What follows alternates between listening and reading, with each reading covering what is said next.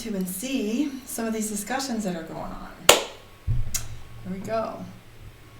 Hi guys, welcome to Karma on Deck. I'm Karma. Here we go. So essentially this is going to be a reading of discussion. It's a discussion and then readings. So I'm going to open up a discussion about a couple of things I was talking about in the title. Codependency versus the kinetic tie, proprioception, awareness of your body, and meditation. So some of these subjects have been coming up for me quite a bit lately in the respect of codependency versus kinetic ties. So a lot of things that are happening with people right now especially is this heightened sense of awareness. So what's happening is they're going to normal places that they would have gone in the past, and they're finding that they're hyper aware. So a little anxiety, a little nervousness, feeling sad, angry, upset, overwhelmed, just feeling sensations coming from all over the place. So this is a little bit of ascension and a little bit of the Mercury retrograde, because Mercury in Cancer is all about moving energy and changing moods. What is the moon but a mood? What is Cancer but Mercury retrograde and moods? So if you look at it kind of like that, you're going to start to be aware that your moods, your energy is kind of all over the place. It's very mercurial right now. So as we're having all of this energy, think of the Empress card. So the Empress, the High Priestess, which is all about intuition and secret knowledge and heightened awareness and kinetic abilities and psychic abilities. And so as we're having these feelings, we're starting to get awakened a little bit. It's kind of a catchphrase that I don't like. And the reason why I don't like it is because we have this tendency to blanket statement things, like phrases I can't stand, or at the end of the day. My best friend says it all the time, and I want to slap him at the end of the day. It's like, I hate it. So sometimes we get lost in blanket statements. So ascension, activating, a lot of those little catchphrases are things that are going around right now. So some of you haven't heard some of these phrases. They might be new to you. So activated and woke and signs of ascension or ascension symptoms. Those are all these little catchphrases and things that are going around. Now, the reason why they're going around so much, it's not just culture. Some of us that are in with the culture use them a little bit more blatantly than others, just like, blah, it's a sign of a symptom of ascension. You know, when you have your ringing in the ears, change of appetite, inability to sleep, agitation, etc., restlessness. So we have all these things that are going on, right? So what now? So if you're experiencing heightened sensitivity to everything, heightened sensitivity, I want to hear about it. So you guys talk to me a little bit and see if you're feeling any of this stuff that's going on, because heightened sensitivity could be inability to sleep, inability to fall asleep, sleeping too much because you're not able to really calibrate during the day. So you're maybe sleeping too much, or you're having these appetite changes where you're either, like, personally for me, my appetite has been voracious, like Thanksgiving and Christmas Day. I want to snack in seconds and thirds and dessert and a drink, and then I want to go back and make a whole different meal. That's what I did today. And so I have had like 4 or 5 days where I had no appetite, like at all. I was just drinking juice and fruit smoothies in order to keep my calorie intake up, but I've been paying attention to what my body needs. So that's what I wanted to lead into, is proprioception. So proprioception is the term for understanding what you're feeling in your body, an awareness of your body, an awareness of what you're feeling, what your sensations are, where they sit in your body. You know, they're called feelings for a reason, because they're chemical. So we have these chemical reactions within our body. We are nothing but one big chemical reaction. If you removed one cell at a time, you would realize that they're not actually connected. They're just so close together that they're having an effect on one another. Because no two cells, they split, constantly split, regrow, die, interact with one another through little electrons, right? So proprioception is awareness of your body. And how do you get an awareness of your body? Not my back hurts, okay? You can't have my back hurts or I have a headache, which those are valid points, okay? They're valid, and they're important to notice because they can tell you what's going on within your body and what you need to do about it. However, what I'm talking about when I say proprioception is an awareness of your body when certain moods, emotions, feelings, traumas come up, where they sit in your body and how to clear them. Okay, so proprioception is also a portion of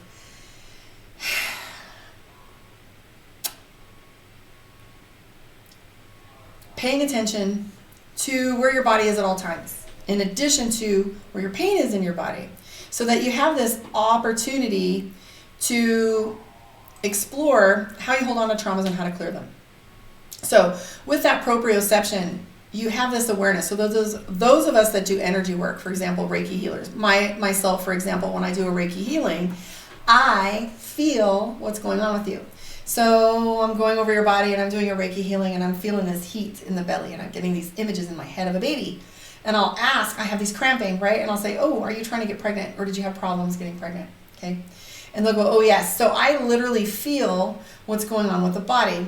So how do you acquire an adequate proprioception in order to navigate these emotions, keep yourself healthy, to avoid some of these things, to have a hyper awareness, and key in? Because not only do you have proprioception and awareness of your body and where your pain may be in order to clear traumas, but where do you feel your emotions?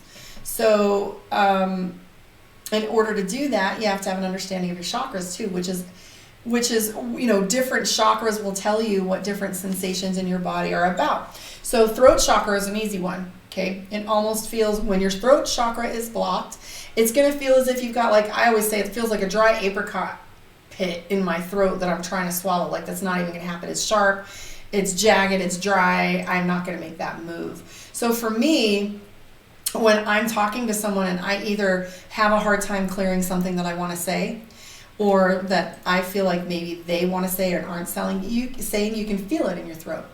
Same thing with your heart chakra. This is what I wanted to lead into. Your heart chakra. What happens when somebody breaks up with you? The broken heart syndrome, right? So you have the pain in your heart, where you have chest tightness, numbness in your arm, feeling like you can't swallow, feeling like you're trying to cry. So your heart chakra gets blocked when you have a breakup because you don't want to let it back out. So it feels all tight, okay? When you're nervous about getting in trouble with your boss at work, or you're going to get written up, or you're late for work and your belly hurts, right? Think about sensuality and sexuality, where they sit in your body, okay? Think about your brain when you're thinking about different situations, how you're getting this tension. So there's a lot of different ways that you can look at proprioception, good or bad. You get butterflies in your belly when you see your lover walk in the room. I know, I'm like that. Like, I get nervous energy, the sweats and the bubbly little excitement and the butterflies, okay? So not every sensation has to be negative. I don't want to talk about them being like, hi Alicia, what's up? I don't want to talk about them being negative, because they're not all negative. So you're missing out on all the joy too if you don't really come to terms with meditating in order to gain the right kind of proprioception for your body. So here's the key to this. Why I'm bringing up proprioception at all is awareness of your body gives you an opportunity to know who you are. So let's talk about this for a second. So meditation is key, and here's why. If you don't have an awareness of your body and you don't slow down enough, and I hope I'm making sense to you guys, but if you don't slow down enough and you're out and you're getting this empathic wave hitting you, how are you going to know the sound of your own voice if you don't know what your voice sounds like? And how are you going to know what you sound like unless you take yourself into a quiet room, meditate a little bit, and only listen to the sound of your own voice in your head? So meditation isn't strictly just sitting down and getting some quiet space. It's literally getting comfortable in your own skin. Some of us are extremely comfortable naked. Some of us are not. Some of us are very comfortable in our own brains, and some of us are not. So if you look at it as being naked, how it's uncomfortable at first, being comfortable, just doing whatever, being how you are. How would that feel to feel that comfortable in your own skin?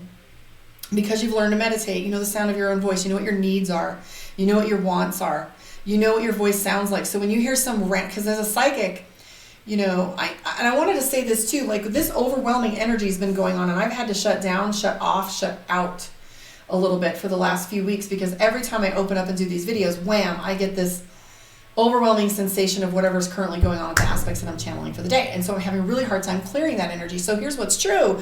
If I'm having a hard time clearing this energy, a lot of us that it's new to you is going to have a harder time. So I wanted to talk about that a little bit. So if I'm feeling all this stuff coming from all over the place, and I know I'm in a really good mood, I know I just got paid and I've got money in my pocket, my bills are paid, like everything's good, and I'm feeling this really shitty energy, well, whether I'm angry, whether I'm frustrated, whether I'm overwhelmingly sad. Fuck you guys. Like, what is this overwhelming sadness? I keep getting waves and waves of this sadness coming when I open up and I channel. And I think people are a lot more frustrated, sad, upset, irritated, restless, all of these coming in.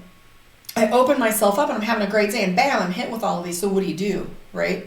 So first of all, you have to recognize what's really you. So unless you have a hyper awareness of what your I ams are, unless you're meditating and know the sound of your own voice, these overwhelming influences, whether something you're watching on TV or some other energy coming into the room, I can look and point and go, what's going on with you?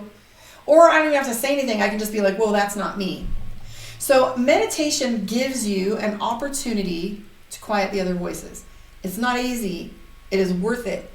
Had I understood the value of meditation a long time ago instead of some hokey little peaceful bullshit where you're sitting there with your fingers up and you're making sounds and you looks good, but I couldn't see the value in it. I couldn't see the value in just going somewhere and sitting still until I started to do it, because a lot of the people who are at the top of their field usually utilize and integrate meditation within their practice, daily practice, somehow or another, in one way or another, including workshopping, which is visualizing, manifesting, and creating a vision board in your head, making sure you plan the thing that you want and designing it the way that you want in your head before you see it in real life. You got to think it before you can have it.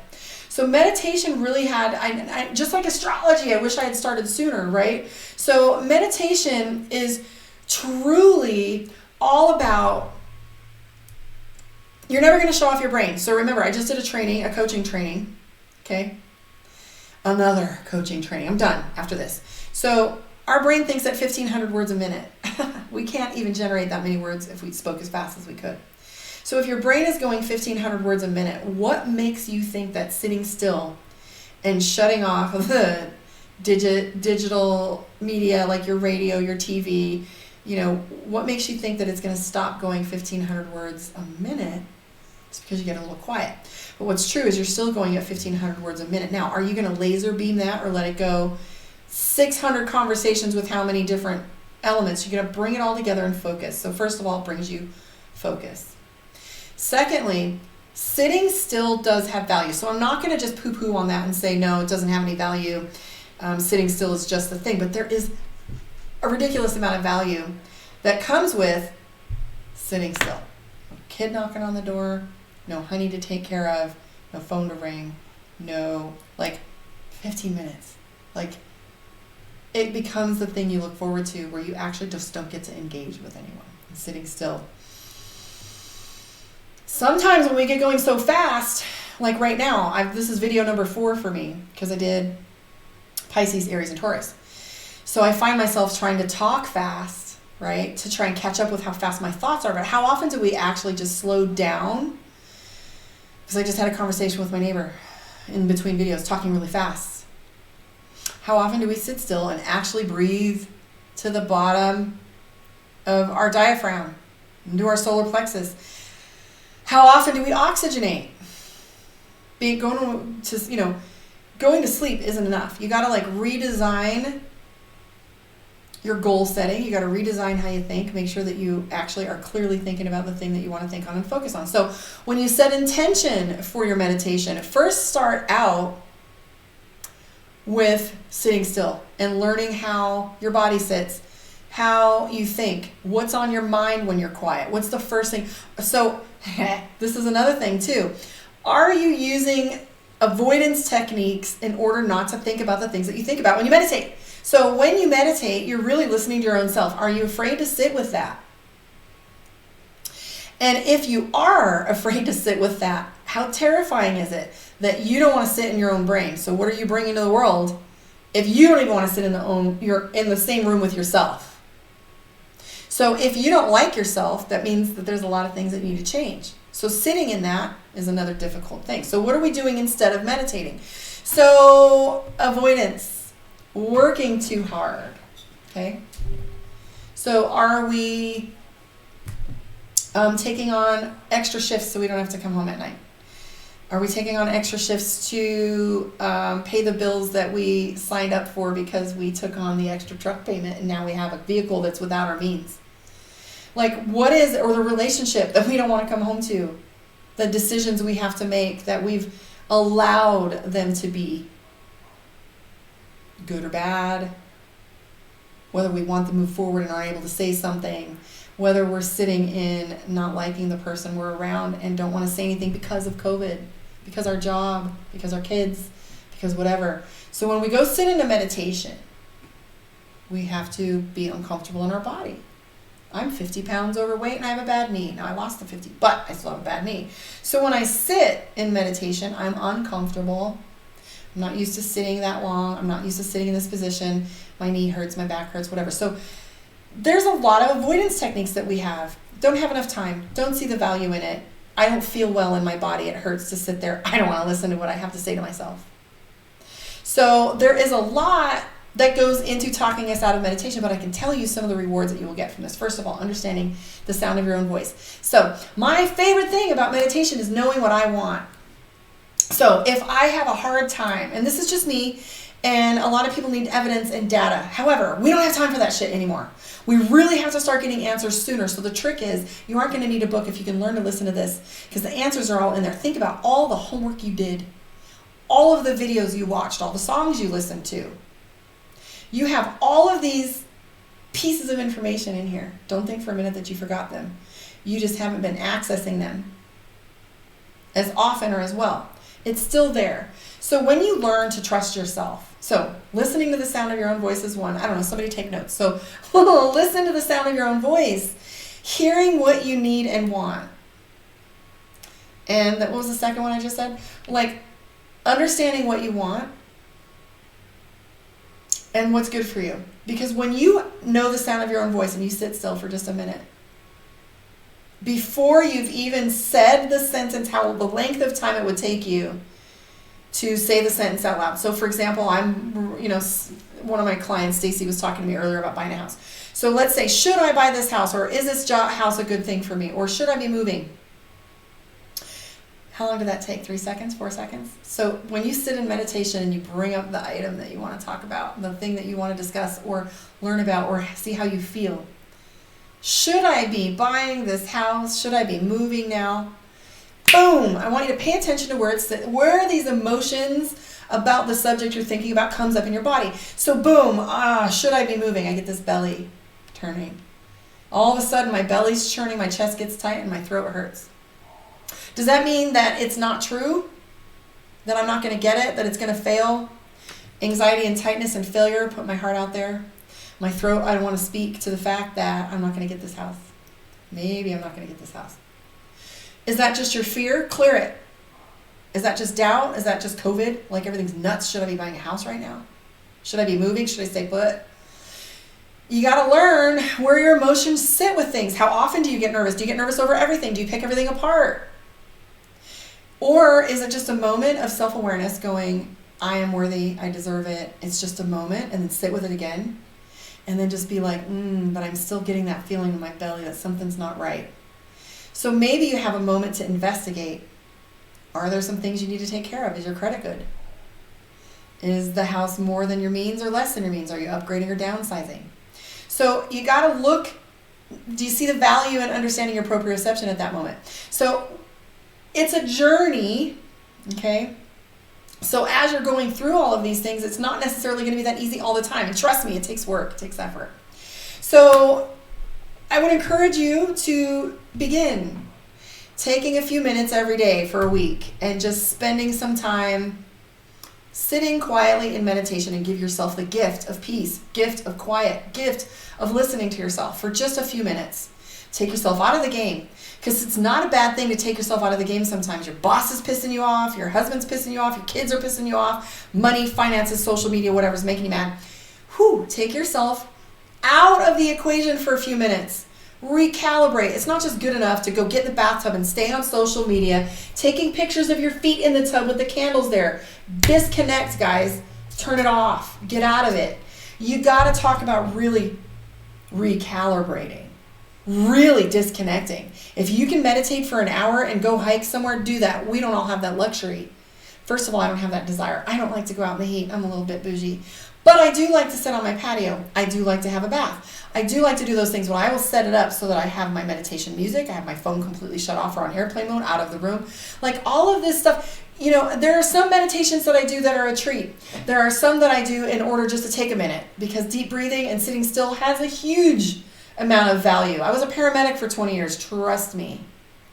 15 minutes can make all the difference. So give yourself that gift. But secondly, look at the other things that come from it. You are the most important person in your life. Are you giving yourself the kind of attention that's needed? Because a lot is going to be required of you in these next few weeks.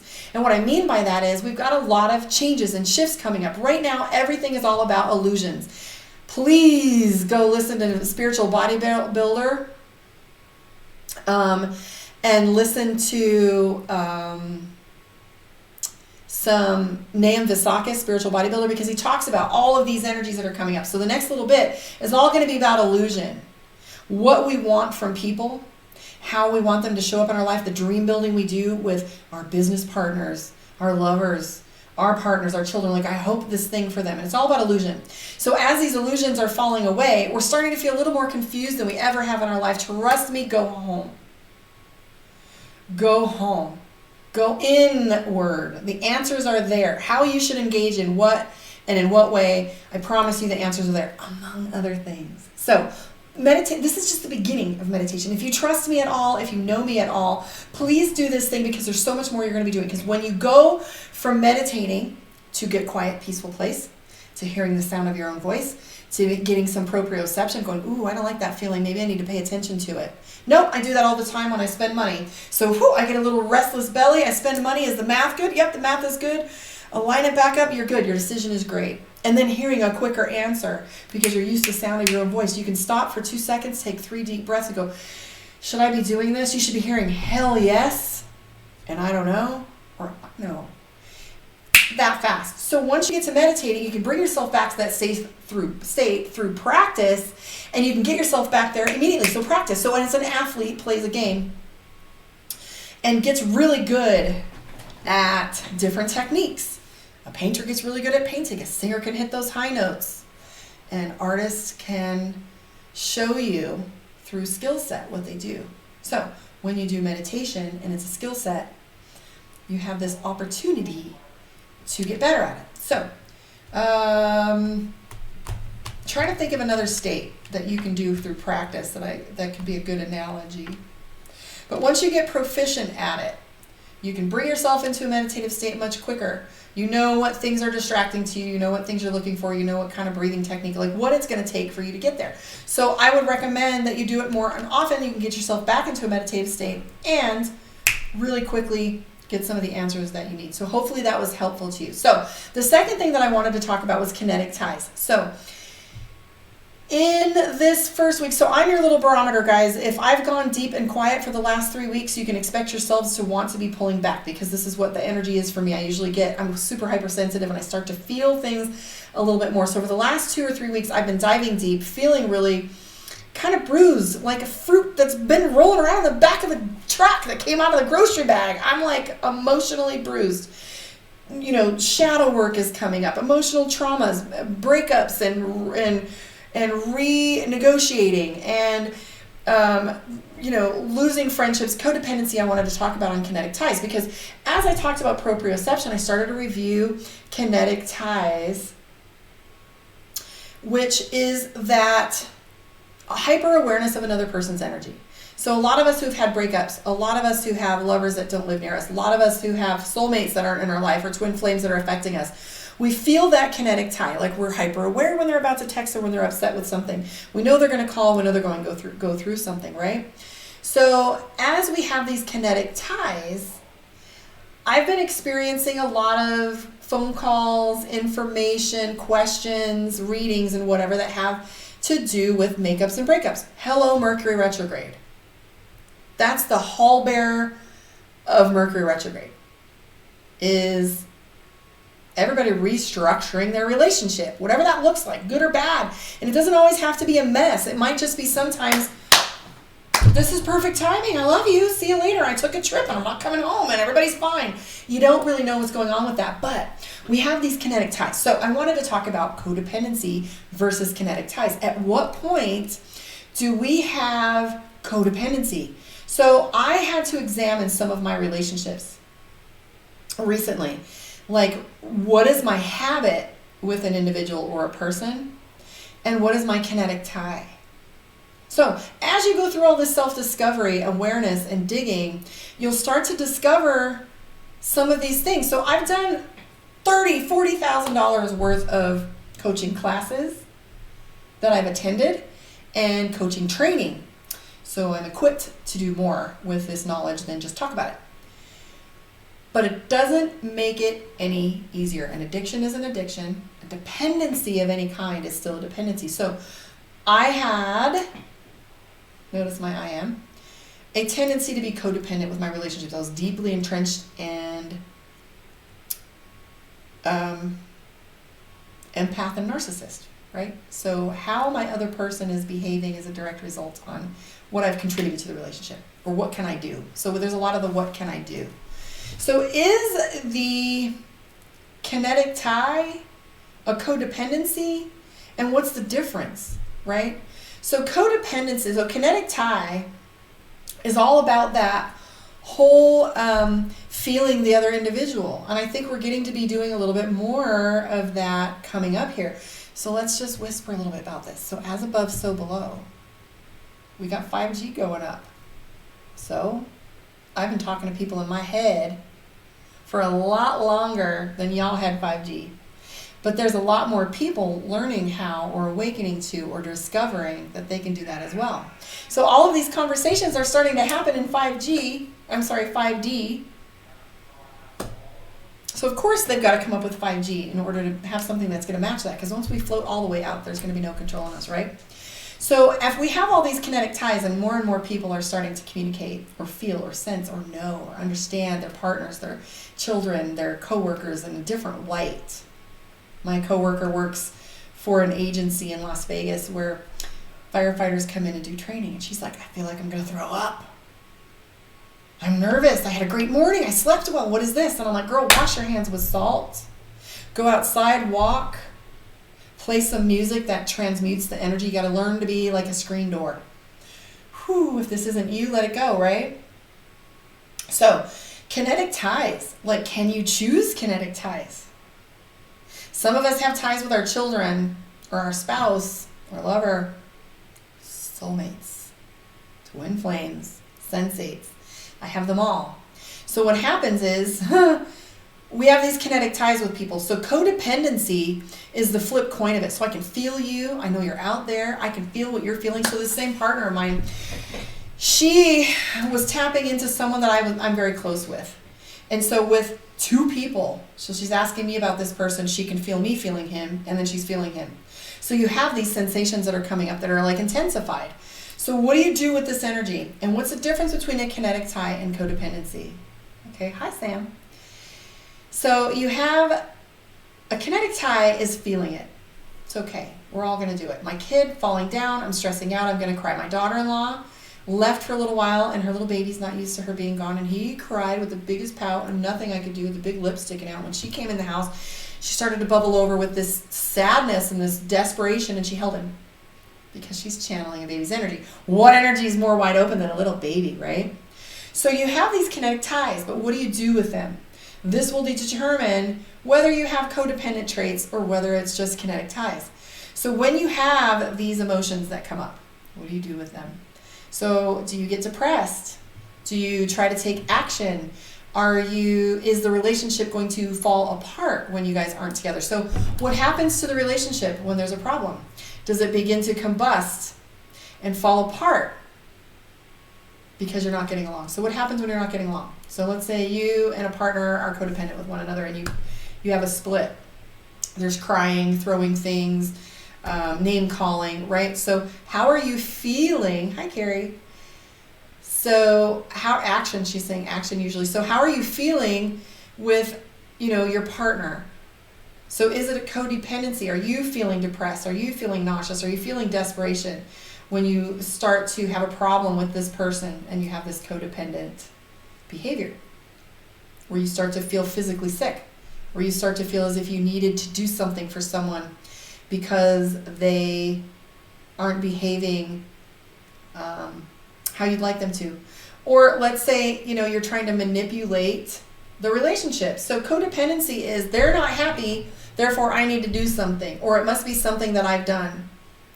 So you go to try and work and try to fix that. So just because someone else is having a bad day doesn't mean that you have to have one too. Like being able to not fix that for someone sometimes is huge. Someone mad at me recently. Okay.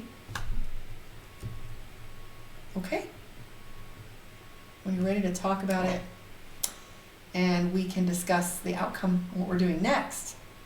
EQ, guys. So I talked about EQ. If you go on my YouTube and look at my EQ, Proprioception and Meditation video, I talked about EQ. So the difference between kinetic ties and codependency is kinetic ties, knowing whose energy is whose, and allowing it to flow through you and not having an effect on your outcome and what you do. And codependency, which is the whole, I don't even want to get into that, but seriously, the whole drive of going to fix the situation. Like, Will Smith has my favorite video where he said, it's not my job to make you happy. I can make you smile, I can make you laugh, but it's not my job to make you happy. And it's truly not our job to allow another individual to affect the outcome of our attitude. We can have moments where I'm sad about a moment. I'm angry with you. I'm disappointed. But when it allows me to dip down into depression and the self-awareness of not good enough, or desperation or taking desperate measures, physically sick or ill. Those are all things that we need to talk about. So it all goes back to proprioception and meditation. So if you're aware of your body, you can see how they sit. But I wanted to talk about that with you guys and see if that helps you at all. And see how you guys are weathering this Mercury that's going on right now. I don't have a whole lot of people watching right now, but I'm hoping that you guys got something out of this, if it made any sense at all.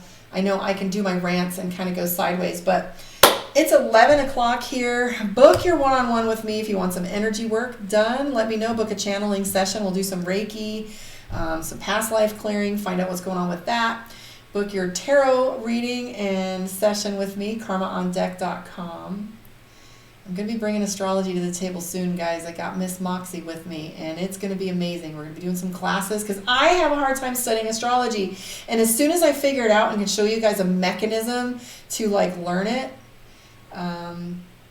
we're going to be bringing that to the table too. I am going to be bringing some different discussions that I'm not going to be doing live onto my Patreon because I kind of feel like some discussions really need a closed platform to break out and talk about. I'm not going to sit here and talk about proprioception, kundalini, and sex on Facebook Live, but I will do it on my YouTube or on my Patreon in such a way that you guys can have a little bit less of an audience for some of the discussions that come up.